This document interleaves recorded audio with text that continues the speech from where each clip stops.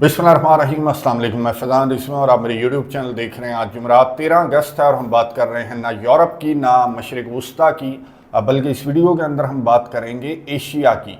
अब आप ये सोच रहे होंगे कि एशिया में तो हम भी रहते हैं, यहाँ पर तो ऐसा कुछ खास नहीं चल रहा कि जिस पर बात की जाए। ज़ाहिर है कि हम जनूबी एशिया की बात नहीं कर रहे और ना ही वेस्ट एशिया की बात कर रहे हैं। वेस्ट एशिया में, मगरबी एशिया में या फिर मशरिक़ वुस्ता में आपको मालूम है कि ऑलरेडी एक बहुत बड़ी जंग चल रही है। अच्छा, हम बात कर रहे हैं ईस्ट एशिया की। Japan, China, north Korea, south Korea और रशिया की भी कुछ टेरिटरीज हैं यहाँ पर, जिनका विजिट किया गया रशिया के सदर व्लादिमीर पुतिन की जानिब से। पहली मरतबा रशिया के सदर जब से पुतिन हैं, और आपको मालूम है कि कब से पुतिन हैं, तो उन्होंने पहली मरतबा इन टेरिटरीज का विजिट किया है, जिन टेरिटरीज की डिटेल्स मैं आपको बताऊंगा। बहरहाल रशिया के सदर ने यहाँ पर लोगों से भी मुलाकात की और लोगों ने बहुत ज़्यादा वेलकम किया। ज़ाहिर है कि पुतिन का पहला दौरा था इन टेरिटरीज का, इन आइलैंड्स का।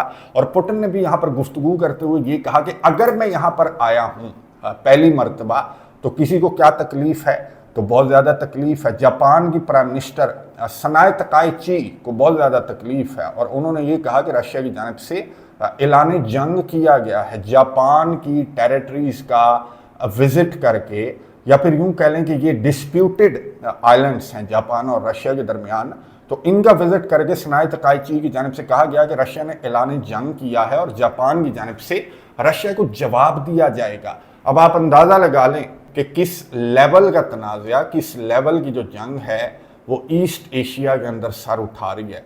ज़ाहिर है कि जिस लेवल की पार्टियां हैं, रशिया है, जापान है, फिर जापान का इत्तेहादी आपको मालूम है कि अमेरिका है, फिर चाइना भी है।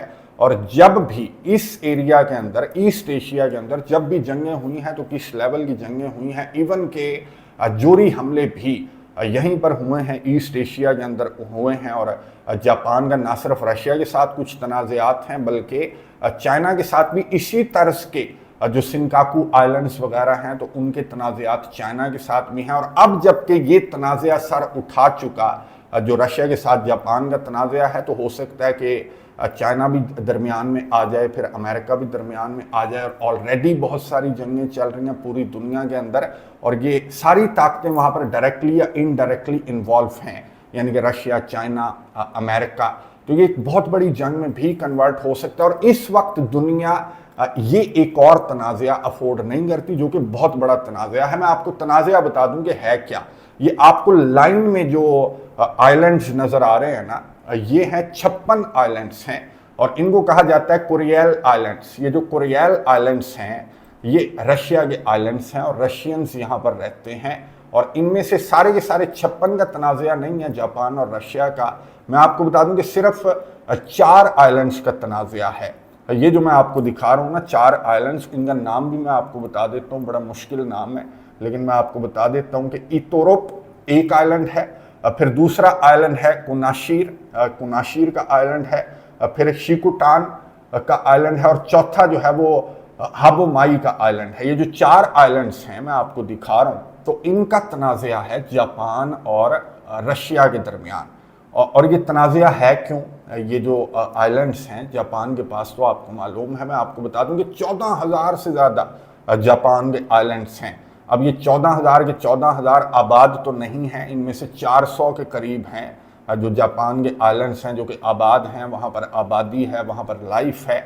और इन 400 में से भी कुछ का तनाज़ा चाइना के साथ है, कुछ का तनाज़ा रशिया के साथ है, बहुत सारे डिस्प्यूट्स हैं जापान के इन आइलैंड्स के। बहरहाल इन 4 आइलैंड्स को लेकर जापान इतना सीरियस क्यों है, जबकि जापान के तो मैंने आपको बता दिया कि 14,000 से ज़्यादा आइलैंड्स हैं, 400 आबाद भी हैं।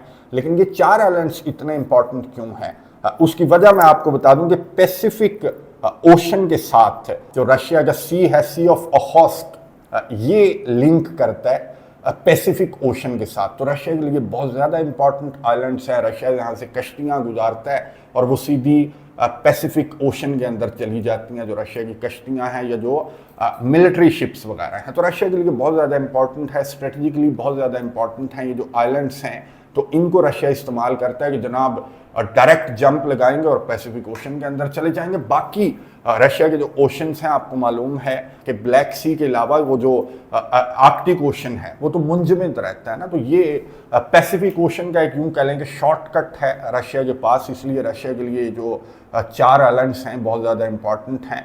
फिर यहाँ पर फिशिंग बहुत ज़्यादा है। मैं आपको बता दूँ कि एक साल में 3 मिलियन टन यहाँ से जो भी आबी हयात है, जो भी मछलियाँ वगैरह हैं, बड़ा वावा कारोबार चलता है। तो बहुत सारे फ़ायदे हैं इन आइलैंड्स को कंट्रोल में रखने के, जो कि रशिया भी क्लेम करता है, जापान भी क्लेम करता है। इस वक्त तो मैंने आपको बताया कि 56 के 56 आइलैंड्स रशिया के अंडर कंट्रोल हैं, लेकिन जापान क्यों क्लेम करता है, जापान का क्यों इन आइलैंड्स के ऊपर दावा है। थोड़ा सा माजी में मैं आपको लेकर जाऊँ, 1786 में जो कैथरीन दी ग्रेट थी, रशिया की एम्प्रेस थी कैथरीन दी ग्रेट, उन्होंने इन आइलैंड्स को जो है वो कंट्रोल किया था।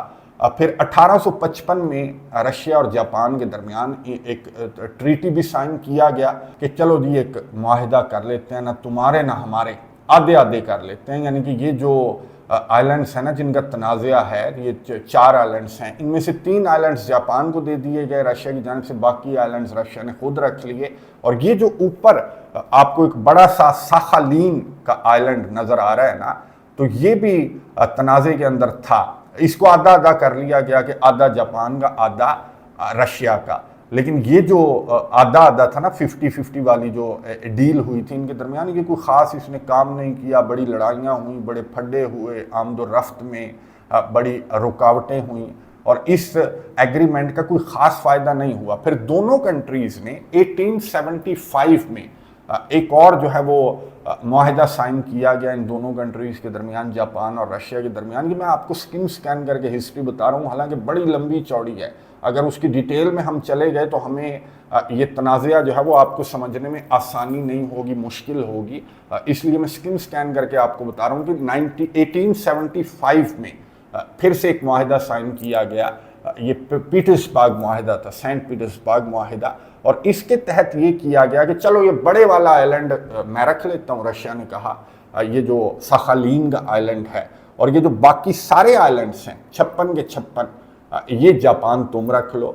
तो ये मुआहिदा हुआ रशिया और जापान के दरमियान, लेकिन ये भी ना चल सका। आखिर इन दोनों कंट्रीज़ के दरमियान 1905 में रूसो जापानीज़ वॉर लड़ी गई। जो रूसो जापानीज़ वॉर में आपको बता दूं कि रशिया हार गया, सोवियत यूनियन जो है वो ये जंग जापान से हार गया। ना सिर्फ ये 56 के 56 इलाके हाथ से गए, ये जज़ायर हाथ से गए, बल्कि बहुत सारे जो सोवियत यूनियन के इलाके थे उनको भी जापान की जानिब से उन पर भी कब्जा कर लिया। पहली जंग थी जो कि एशिया ने यूरोप को जिसमें शिकस्त दी थी, और बहुत बड़ी शिकस्त दी गई थी रशिया को जापान की जानिब से। अच्छा, फिर जंग अजीम दोम में मैं ज़रा फास्ट फॉरवर्ड करके चल रहा हूँ कि जंग अजीम दोम में जब हिरोशिमा नागासाकी पर एटम बम गिराए गए, आपको मालूम है कि जापान एक पार्टी था और दूसरी तरफ अमेरिका, रशिया, फिर ये यूरोपियन पावर्स जो हैं वो दूसरी तरफ थी, एलाइड पावर्स थी ये।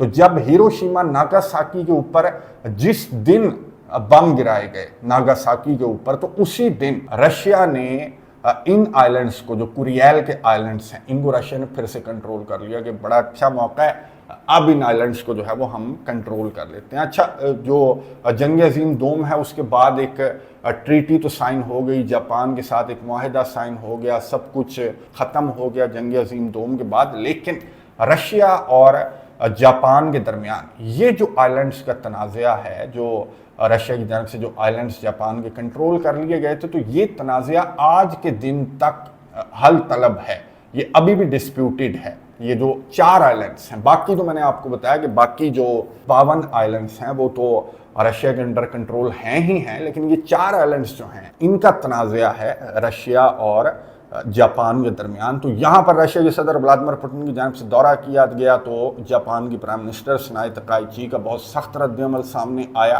कि पुतिन की जानिब से दौरा करके ऐलान जंग किया गया है। और अब ये जो मामला है जो कि जंग अजीम दोम से फंसा हुआ है, तो अब इसको या तो मज़ाकरात की मेज़ पर हल किया जाएगा या फिर मैदान जंग के अंदर हल किया जाएगा। और बातें इस तरह की जा रही हैं यूरोपियन हलकों के अंदर इस तरह की बातें की जा रही हैं कि व्लादिमीर पुतिन की स्ट्रेटजी व्लादिमीर पुतिन ही जाने कि यूक्रेन जंग को लेकर इस तरह का ख्याल था यूरोपियन कंट्रीज का कि रशिया इस सिमत आगे बढ़ेगा, लेकिन रशिया जो है वो इस सिमत जापान की सिमत जो है वो आगे बढ़ रहा है। रूस और यूक्रेन जंग से पहले भी इस तरह की खबरें थी कि रशिया यूक्रेन पर हमला नहीं करेगा, बल्कि ये जो कुरियल के आइलैंड्स हैं इनको पूरा पूरा रशिया की जानब से कंट्रोल किया जाएगा। और रशिया की बहुत ज़्यादा फ़ौजें हैं यहाँ पर, बहुत ज़्यादा मिलिट्री यहाँ पर रशिया ने डिप्लॉय कर रखी है। और यहाँ पर रशिया के लिए इन आइलैंड्स का जो मामला है वो सॉर्ट आउट करना बहुत आसान काम है, क्योंकि साथ ही आपको मालूम है कि चाइना भी बैठा हुआ है जिसका अपना भी कुछ